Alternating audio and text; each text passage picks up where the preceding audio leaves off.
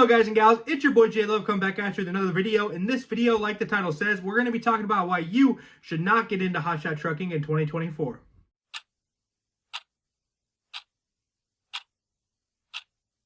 Guys and gals, thank you so much for being part of this video. Thank you for being part of this channel. My name is Jason Love, co-owner of Flash Flow Logistics LLC. We are a hotshot and trucking company out of Missouri. We've been around since October of 2020 when we started with one non-CDL hotshot setup. Currently today, the company owns 2 semi-trucks and we have 4 full-size CDL hotshots leased onto the company.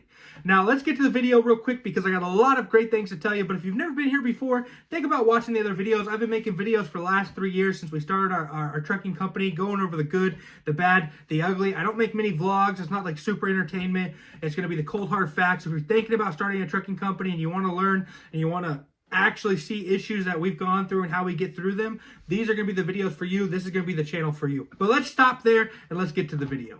Okay, guys and gals, the first reason why I would not get into hotshot trucking is going to be because of your equipment.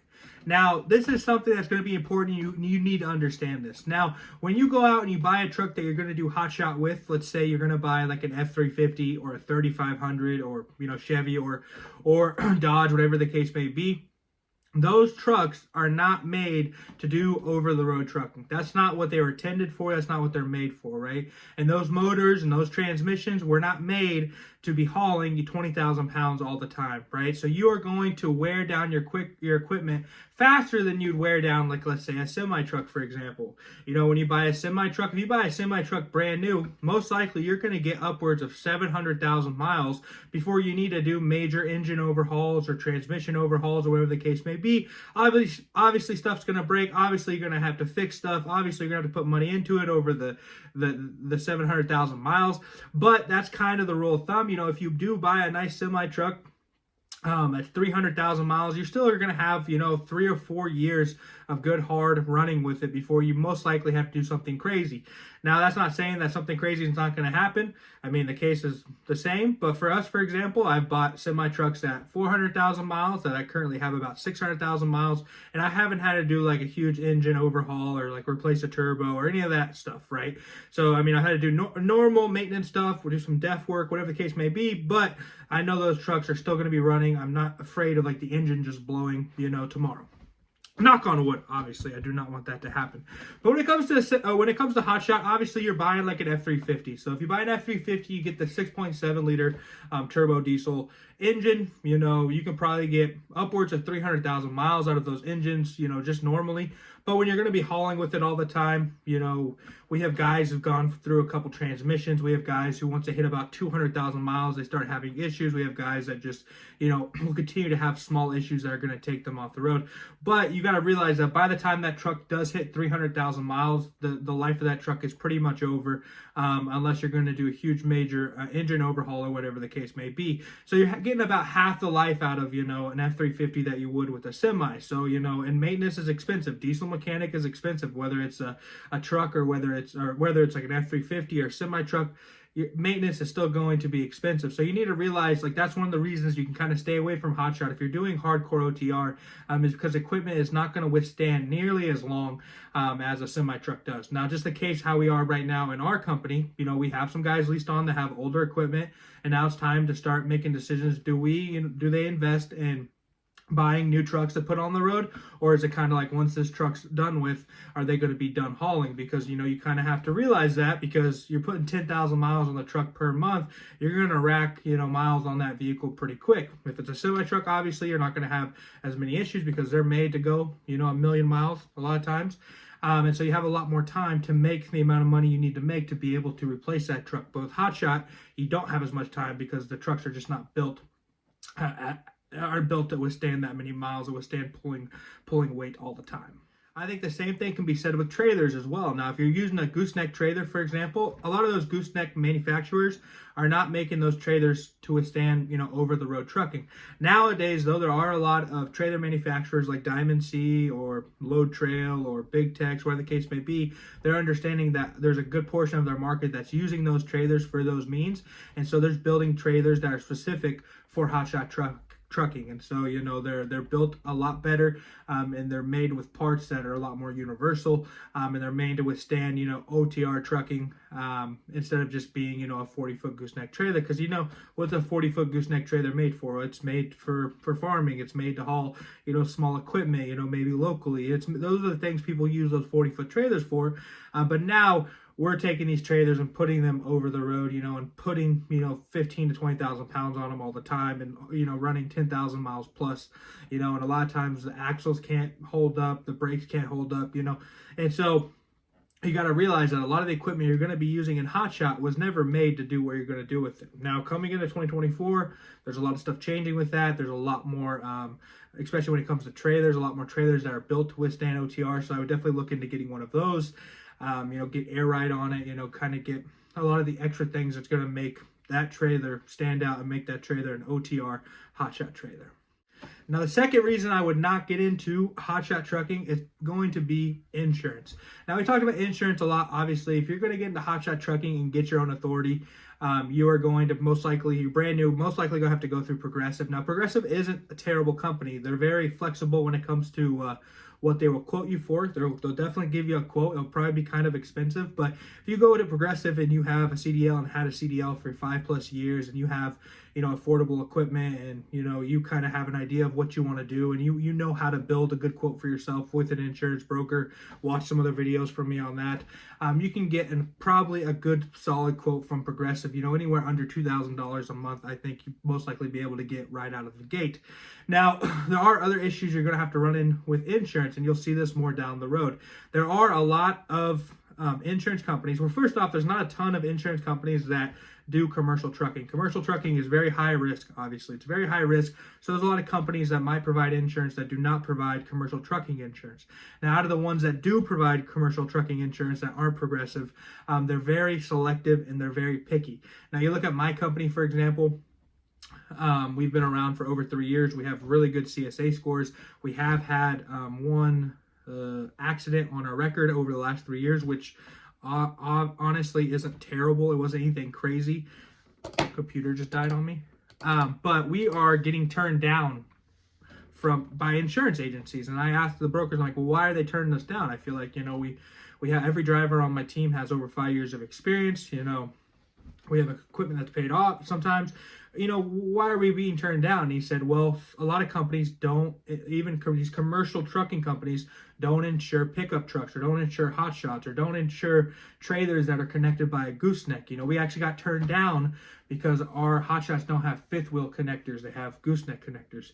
We got turned down because we had a mixed fleet. We had semis and we had Hotshots, and they don't do Hotshots. They only do semis. So we get turned down for a lot of these little stupid things that have to do with Hotshot. So it's going to be pretty selective for you as a Hotshot company for many years to come. And so even when you are 3 years down the road and are ready for your renewal, and you're expecting like a super good rate, you'll probably get better rates than what you're getting, obviously, but you're not going to have a ton of companies that are going to use you. We went from Progressive to CoverWhale, and CoverWhale, obviously, they will insure Hotshots, and so we went with them, and we end up getting a good rate. But we've been turned down by a lot of the major carriers because of these little dumb exclusions that they have as a company, right? So you just have to keep that in mind when you are doing your insurance. It's going to be expensive at first, but it's not really going to get that much better. You might find a company, you kind of just need to stick with them. Don't think that you're just going to go through every renewal and you're going to find a better insurance company every time, and you're going to find better rates every time. We've gone with companies that we get lower rates with. We've then gone back with other companies that we get higher rates with. Like, we really are just looking for a company that will insure us and give us a reasonable rate. We're not at the side where it's like, I can choose any company I want. There's so many companies knocking down my door. I realized this time I had 4 guys looking at our insurance renewal, 4 different brokers. They sent us to every company possible, and we only got, I think, 3 quotes out of, 15 different insurance companies that we applied to. And I would say that our company would be looked at as like, an A+ carrier for like our CSA scores and how good we try to be on the road. Obviously, we do have that one accident, but I don't think that, over 3 years of active authority, I don't think that's what's causing the issue, right? So definitely keep that in mind.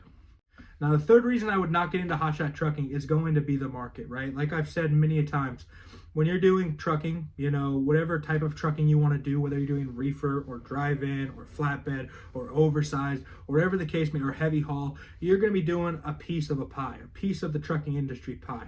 So when you're doing Hotshot, you're doing a piece of the pie, but you're doing basically the smallest piece you can do. It's like having, a box truck, for example. The drive-in is like the big piece. You're doing the sliver of it, which is, box truck. Flatbed is the big piece. Or step deck's a big piece, drop deck, but you're doing a sliver of it, which is Hotshot. Now, that being said, obviously, you're a brand new company and you're coming into a market that's struggling for sure. And then you're taking a sliver of it. It's going to be hard finding freight. A lot of brokers don't want to use new authority. So if you're a brand new authority, that's going to cause some issues. And even if you lease on to somebody, it's still going to be problematic finding constant, good paying freight that's going to give you the money that you need to pay, the insurance rate that you have, or pay the maintenance for your truck, or give you the money you need to be able to, put back to buy your next truck, once your Hotshot truck gets older, and it's time to get another truck. Now, there's a lot of things you're going to run into when you're on the road. There's a lot of maintenance costs you're going to run into, and you have a lot of reoccurring cost. And when it comes to like a full-size semi-truck, there's going to be a lot more freight on the board. And so when you need to keep those gross numbers up, maybe your profit per mile and your rate per mile is down, but your gross numbers can stay higher because you have such a selection of freight. Now, when it comes to Hotshot, right, you obviously you need to know what rate per mile you need to be at. You need to know what profit per mile you need to be at. But sometimes there's just not going to be the selection of freight that's going to either meet that rate per mile or give you the gross per week that you need to cover your bills, cover your payments, and be able to put money back for future maintenance and future, buying of other trucks, whatever the case may be. Now, nowadays, when I see people trying to get into non-CDL Hotshot and do that route, I know without a doubt they're not going to be able to survive. If you're out there surviving, more power to you, my guy, but there are going to be issues you're going to run into that you won't be able to get past. At the end of the day, there's different levels you can be running at, right? You can be running at, I'm making really good money, I'm on the road doing how it needs to do. Be running where like I'm running all the time, but I'm not really making good money, but I'm putting a little money back for maintenance and future costs. And then there's like, I'm running right now just to pay my bills. And so when you're doing non-CDL Hotshot, and a lot of people that are going to get into Hotshot, you're going to be running at the, I'm running just to pay my bills. When the market is bad. So that's one reason that I would stay away from Hotshot, is because the market is going to it's going to impact you a lot. It is going to, it's going to do damage to you when it's bad, and it's going to you're going to be able to provide when it's good. But just surviving during the bad is going to be a lot more difficult than if you had a full-size semi-truck. That being said, if you are going to do Hotshot, it's all about utility, right? It's all about what you can offer. If you're going to get a 40-foot trailer, I talked about this a lot, guys. Get air ride on it if you can. Get mega ramps for sure. Make sure you have strap change binders. Make sure you have tarps. You need to do whatever needs to be done to make as much money as possible, because that's how the market is, right? Our Hotshots that have more availability, that can haul more weight, that can, provide these services are still doing good. But then you see, the guys that don't have that availability, they're going to be struggling more, right? So that's another reason I'd stay away from Hotshot, is just going to be availability of freight, having to deal with all the issues that normal semi-trucks have to deal with. You're going to deal with fraud, you're going to deal with scams, you're going to deal with shitty brokers, you're going to deal with all of these issues. But the biggest issue is you don't have the gross number of those big semis a lot of time to be able to cover all this crap you're going to run into. Now, I'm not saying that Hotshots can't make as much as a semi-truck does. I've seen it many a times. But when the market is bad, you are going to be the most effective. So I want to make this video for you guys. I hope you can learn something from it if you are thinking about getting into Hotshot trucking. Just the 3 reasons I wouldn't right now. Obviously, insurance, the equipment you're going to be buying, and the market and availability of freight. But hopefully you guys can learn something. I'm just thankful you guys are here. I'm thankful you guys are part of this video, and I hope you all have a great day.